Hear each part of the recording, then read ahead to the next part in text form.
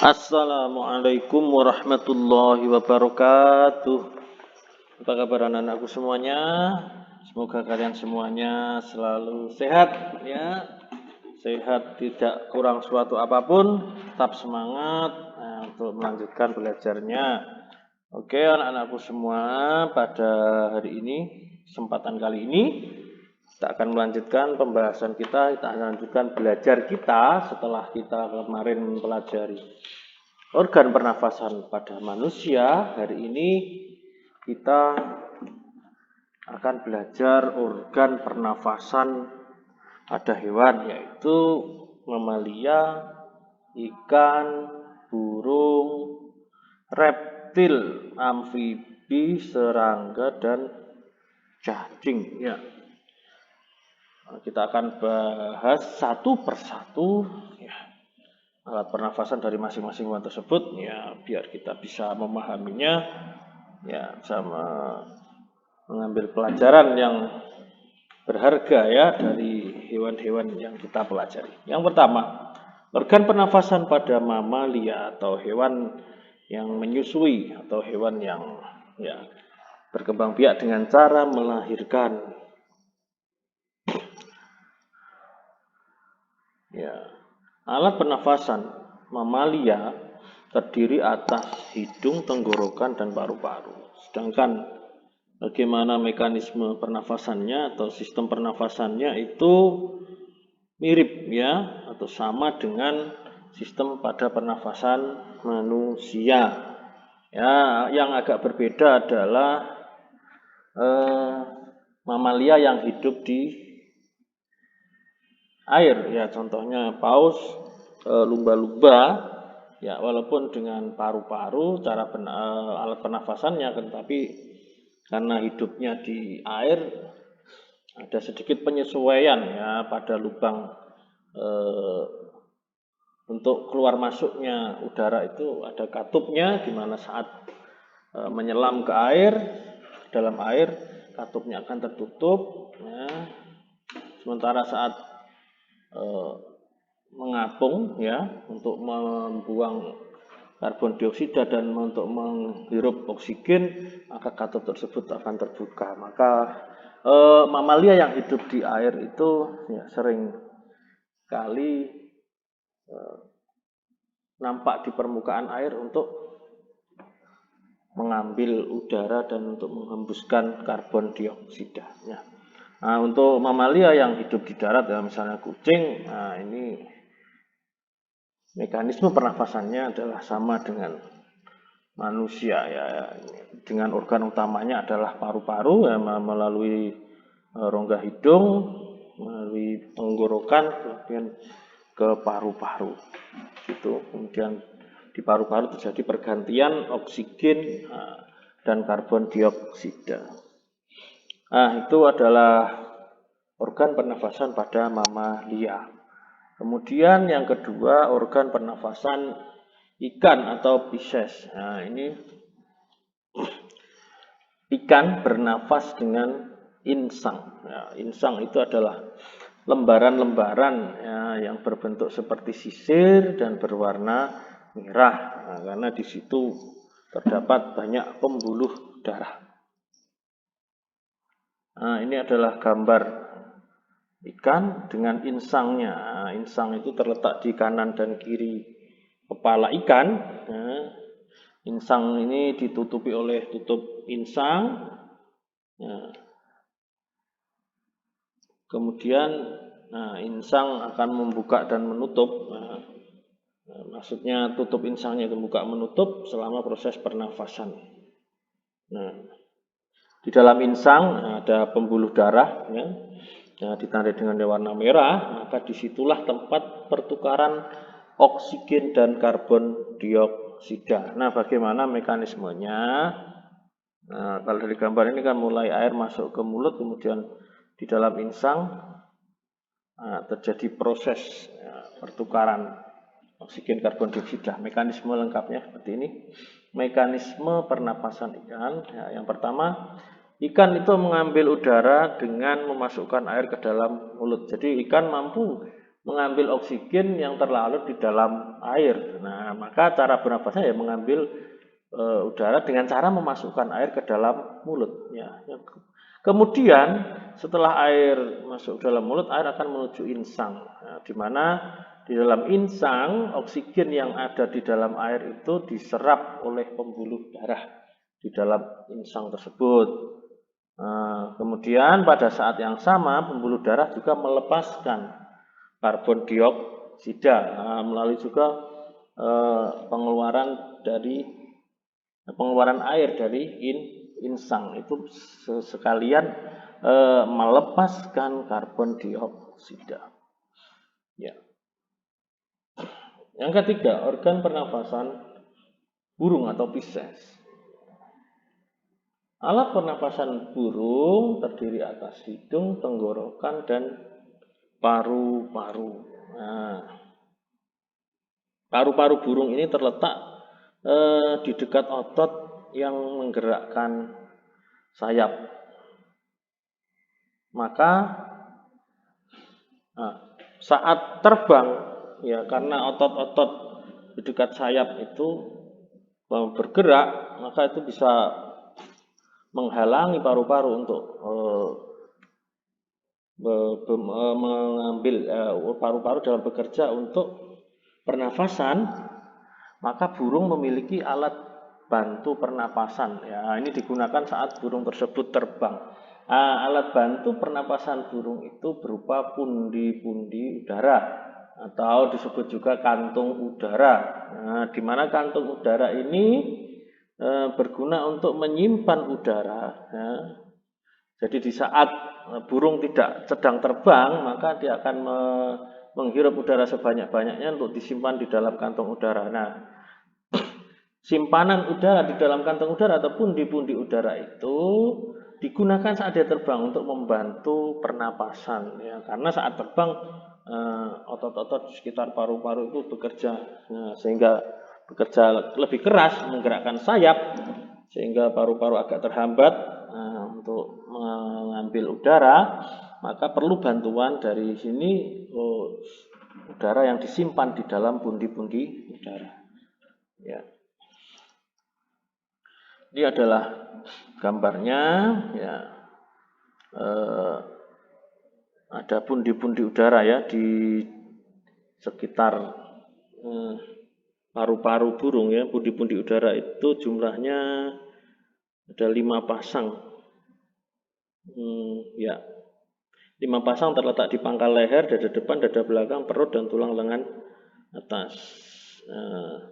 Jadi yang membedakan ada organ tambahan yaitu pundi-pundi udara yang membantu burung bernafas saat terbang. Nah, ini terutama adalah untuk burung-burung yang bisa terbang. Baik. Ternyata fungsi pundi-pundi udara juga tidak hanya membantu pernafasan di saat burung sedang terbang, tapi ada beberapa fungsi lain daripada pundi-pundi udara, yaitu yang pertama melindungi tubuh dari cuaca dingin ya, dengan adanya simpanan udara di dalam kantung udara atau pundi-pundi udara. Nah, ini bisa membantu tubuh burung ya untuk menghangatkan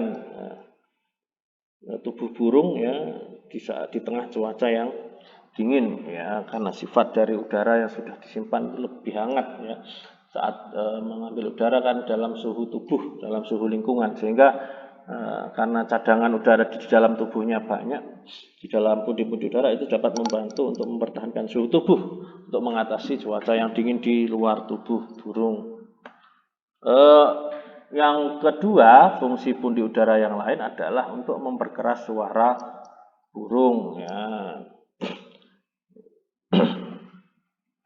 Dengan adanya kantong udara yang membantu burung untuk bisa bersuara lebih keras, di mana ya itu untuk komunikasi dan lain sebagainya. Maka burung perlu suara yang keras. Salah satu untuk membantu suaranya menjadi lebih keras adalah dengan adanya kantong udara atau pundi-pundi udara. Yang ketiga, Nah, ini untuk membantu burung di saat berenang. Ya, ini burung juga suatu saat berenang, nah, terutama yang mencari makan di air, ya. Saat berenang, saat menyelam, maka pundi-pundi udara akan mengempis, ya, sehingga itu akan memudahkan, ya, burung untuk dapat menyelam. Nah, kemudian di saat dia mengapung, pundi-pundi udara adalah mengembang dan ini berfungsi sebagai seperti pelampung. Nah, dia bisa mengapung. Jadi dengan adanya pundi-pundi udara ini membantu burung di saat berenang. Baik, ini adalah organ pernapasan burung. Ya, ada tambahannya berupa pundi-pundi udara. Kemudian kita lanjut organ pernapasan pada reptil. Reptil atau hewan melata bernafas dengan paru-paru. Reptil ada yang hidup di air sebagian, ya, maka dia menyesuaikan diri dengan menutup lubang hidung atau dengan menutup tenggorokan dengan lidah ketika menyelam. Misalnya buaya itu akan menutup tenggorokannya dengan lidahnya ketika dia menyelam, ya, sehingga saluran pernapasannya tidak kemasukan air. Kemudian kura-kura akan menutup lubang hidungnya di saat dia di dalam air, ketika menyelam di dalam air. Ini adalah ilustrasi organ pernapasan pada kura-kura, ya, paru-paru sebagai organ utama pernapasan kura-kura. Sehingga di dalam paru-paru itu juga terjadi pertukaran oksigen dan karbon dioksida. Lanjut, organ pernapasan amfibi. Amfibi atau hewan yang hidup di dua alam atau di dua habitat, ya. Bisa di air, bisa di darat. Nah, amfibi itu bernapas dengan paru-paru. Nah, ini biasa yang kita ketahui amfibi itu contohnya adalah katak, ya. Nah, saat masih berudu katak itu bernafas dengan insang. Kemudian setelah dewasa katak bernafas dengan paru-paru. Kemudian ada tambahan dari selaput mulut dan juga dari permukaan kulit. Maka katak harus selalu mempertahankan kelembaban tubuhnya untuk mengikat oksigen dan melepaskan karbon dioksida. Nah, ini adalah organ pernapasan pada katak dewasa, di mana paru-paru sebagai organ utama pernapasan, kemudian dibantu oleh selaput mulut dan ada kulit, ya, permukaan kulit. Nah, itulah kenapa katak kulitnya selalu lembab. Nah, tujuannya adalah untuk memudahkan untuk mengikat oksigen dan melepas karbon dioksida dalam membantu pernafasan katak atau amfibi ini. Lanjut, organ pernapasan pada serangga. Serangga ini adalah hewan yang berkaki 6. Sebagai contohnya adalah belalang, jangkrik. Alat pernafasan utama dari serangga adalah trakea atau disebut juga corong napas. Nah, trakea ini memiliki struktur yang bercabang-cabang, di mana cabang-cabangnya itu menembus struktur jaringan tubuh belalang itu atau serangga itu. Nah, cabang-cabang daripada trakea pada serangga itu disebut trakeol, di mana di dalam trakeol terjadi pertukaran oksigen dan karbon dioksida. Ya. Nah, jalan masuk udara di dalam tubuh serangga ini adalah namanya spirakel, di mana sepanjang sisi tubuh serangga terdapat spirakel atau lubang-lubang sebagai tempat keluar masuknya udara. Dan spirakel ini terhubung ke trakea. Ya. Nah, oksigen ini diedarkan ke seluruh tubuh melalui trakea karena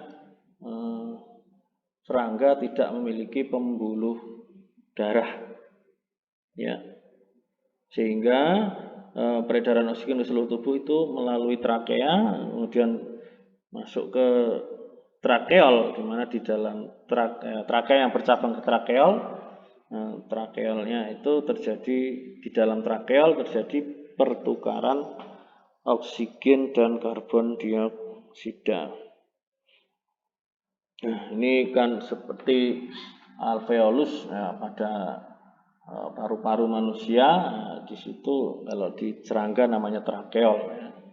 Trakea bercabang ke trakeol, kalau manusia bronkiolus cabang-cabang bermuara pada alveolus begitu. Jadi ada serangga, saluran utamanya adalah trakea, kemudian masuk ke cabang-cabang trakea atau trakeol, di mana di dalam trakeol terjadi pertukaran oksigen dan karbon dioksida. Nah, ini adalah gambarnya. Diambil satu buah spirakel. Dalam satu buah trakea, ini sebuah trakea bercabang menjadi trakeol, di mana lubang masuk udaranya adalah spirakel, kemudian ke trakea sepanjang tubuh serangga atau belalang ini. Ya. Lanjut, organ pernafasan pada cacing. Cacing ini cacing tanah ya, ini bernapas dengan permukaan kulit. Nah, maka kulit cacing selalu basah dan berlendir. Nah, cacing suka hidup di tempat-tempat yang lembab. Nah, agar tubuhnya selalu basah dan berlendir. Karena tubuh yang basah dan lendir pada kulit cacing tanah itu yang dapat menyebabkan cacing tanah ya dapat menyerap oksigen dan mengeluarkan karbon dioksida secara langsung melalui permukaan kulitnya. Ini adalah gambar dari cacing tanah. Jadi bernafas langsung dengan permukaan kulitnya yang basah dan berlendir ya, yang selalu lembab. Maka cacing selalu menyukai tempat yang lembab agar ya, selalu kelembaban tubuhnya terjaga sehingga pertukaran oksigen dan karbon dioksida dapat terjadi secara langsung di permukaan kulitnya. Nah, ini adalah pembahasan kita tentang organ pernafasan hewan. Semoga bermanfaat bagi kita semuanya. Assalamualaikum warahmatullahi wabarakatuh.